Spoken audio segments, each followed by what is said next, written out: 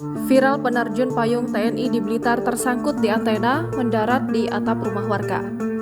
Beredar di media sosial sebuah video yang memperlihatkan penerjun payung TNI mendarat di atap rumah warga.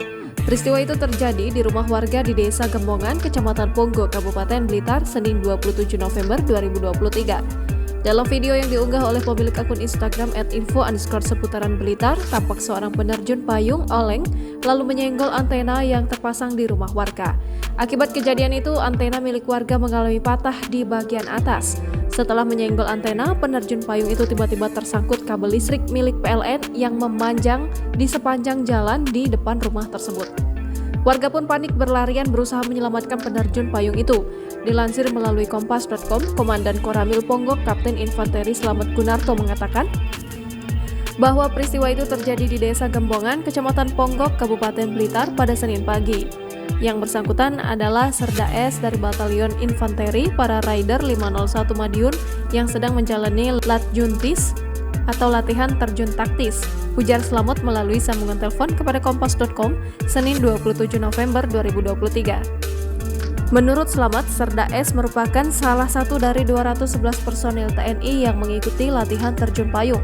Latihan dimulai sekitar pukul 6.30 waktu Indonesia Barat pagi dengan target pendaratan di Desa Gembongan yang berada di perbatasan wilayah Kecamatan Ponggok dan Kecamatan Udanawu. Dari 211 personil yang mengikuti latihan terjun payung, kata Slamet, hanya Serda S yang posisinya melenceng dari area drop zone. Kata Slamet, Serda S mendarat di atap rumah warga karena melenceng sejauh sekitar 50 meter dari area pendaratan yang telah ditentukan.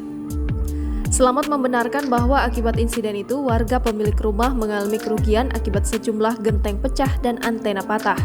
Namun lanjutnya, warga tersebut tidak menuntut ganti rugi kepada pihak TNI. Bahkan, warga setempat bergotong royong menyediakan nasi bungkus kepada 211 personil TNI yang mengikuti latihan. Slamet juga menambahkan bahwa selama berlangsungnya latihan, pihak PLN telah mematikan aliran listrik yang ada di sekitar area pendaratan. Sesi latihan tersebut, kata dia, berakhir sekitar pukul 10.30 waktu Indonesia Barat. Download Tribun X sekarang, menghadirkan lokal menjadi Indonesia.